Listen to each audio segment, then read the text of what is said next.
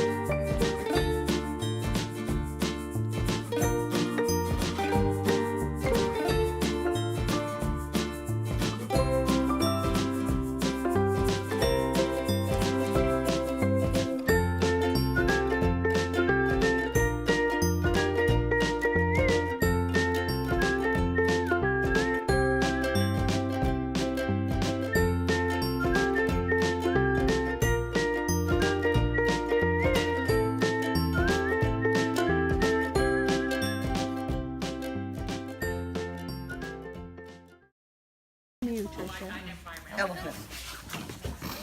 Go ahead. This is working great, Jen.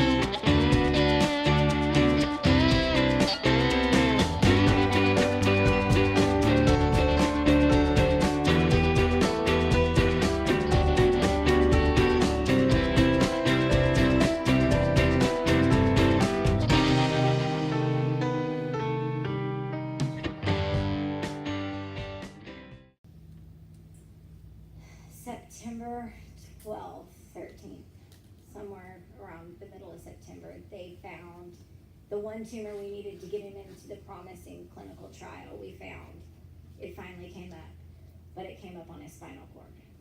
And it was radiation at that moment and forego the clinical trial, or he'd never walk again. He never walked again anyways. but at that moment it was our best option, because it would have taken us days to even start chemo and radiation. So we did what we thought was best at that moment, and it was the most reasonable thing to do. It took everything, including his life, away from him. From that point, it was about 36 more hours, and he died on September 27th at 11:55 p.m. It doesn't just affect the child, it affects everybody. So much changes the moment cancer enters the world. And you never think, oh, it's not gonna be my kid, it's gonna be my kid. Because it's not supposed to be with kids, it's not supposed to be them. With Bo's Foundation, and I do send money out, like to the lemonade stand, Alex's lemonade stand, and to NIH.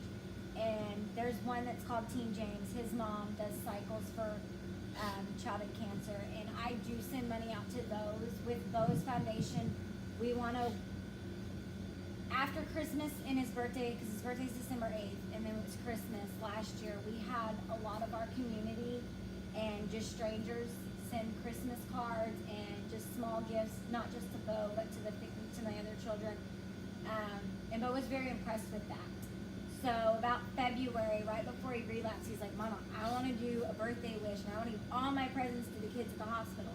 So that's what we did this year for his birthday. We did a toy drive, and it was, with the community that stepped in, was very successful. It was very honoring to get to go and take all of those toys to the kids at the hospital and to the clinic. But that's kind of where we want to base his at, not necessarily for the funding, but more to do for the kids in the hospital and the siblings, and to make sure, because when a kid is diagnosed, you're standing on a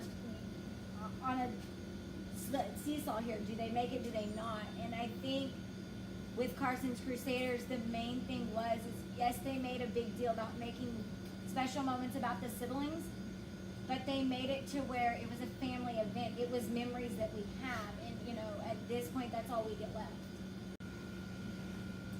It's just really hard when you realize how much it impacts and how much it just takes and how many kids it really does. If children are supposed to be our future, we have to do something to make it stop.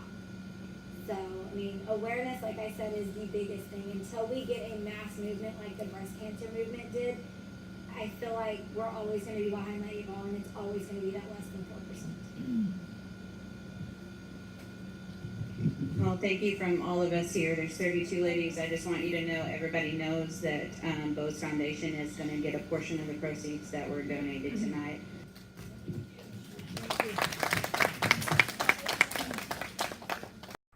What a wonderful and inspiring weekend. Thank you to Christy Murray and all her helpers from Hidden Treasure Retreats for putting that on.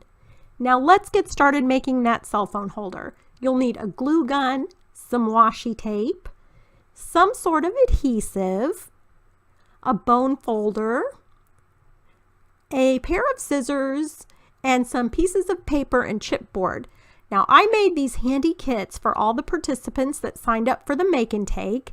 They had a card so they could find my YouTube channel afterwards, and some pieces of paper, which I will give you the dimensions to, but I will also link them down below in the description box, so you don't have to worry about writing them down while I'm giving you this tutorial. So as you can see, there's some paper, some chipboard, and that's a little foam rectangle. It measures 3.5 by 0.5, or just about that, and it's just fun foam. There's some chipboard. One measures 5 1/4 by 2 3/4. Two of them measuring 5 1/4 by 3 1/4, and one more measuring 5 1/4 by 4 1/4. Then I have some solid paper. There's 4 pieces of that also. One is 4 by 5, one is 3 by 5, and then there's actually another 3 by 5, and then a 2 1/4 by 5. So that makes up 4 sheets of the plain solid paper. Then you get a pattern paper, and those measurements are one of them at 6 and 5 1/4, 2 at 6 4 1/4, and one at 6 3 3/4. The next thing that I'm going to do is wrap up all of the pieces of chipboard, cover them in the pattern paper, kind of like wrapping a present. So I'm going to take the very largest piece of pattern paper, which is 6 5 1/4, and I'm going to put the largest piece of chipboard on top of it, and that large piece measures 5 1/4 by 4 1/4. I'm going to wrap it up just like it's a present, and that means I'm going to kind of fold down each side and then fold up on the two short sides. Now, the reason I like to use this adhesive, scrapbook adhesive or double-sided tape or something, is that if you use glue, it doesn't dry right away, and so you're constantly having to stop or put paper clips to keep it down, the paper down and stuff. It's just a lot easier to use like a double-sided tape. So the next thing I'm going to do is kind of miter those edges, and this is where the bone folder comes in handy. It just helps give you some pressure and gets those edges real crisp. If you don't have a bone folder, you can always use like an old gift card, or you can just use your fingers if you don't have any other choices. The next thing is to adhere those two long short sides down and just kind of finish it up. All right, I'm going to speed up the video and finish folding all of the rest of the chipboards up.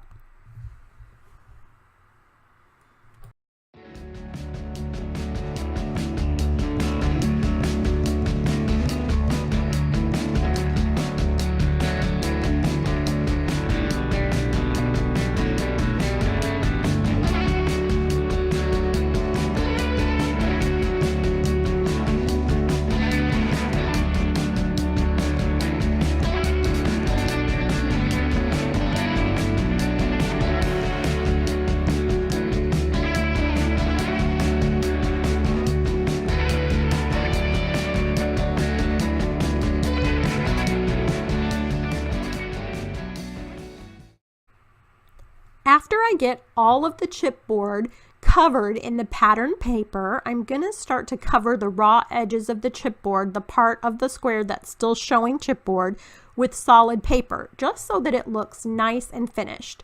So I'll start with the largest piece and go to the two middle pieces and then down to the smaller piece, just covering up those pieces of chipboard so that they look nice and finished. And I'm using my same adhesive. I really like using it rather than, like I said, liquid glue or a glue gun, because a glue gun would just give it extra bulk, and like I said, that the liquid glue just would take too long to dry. So this double-sided tape is perfect.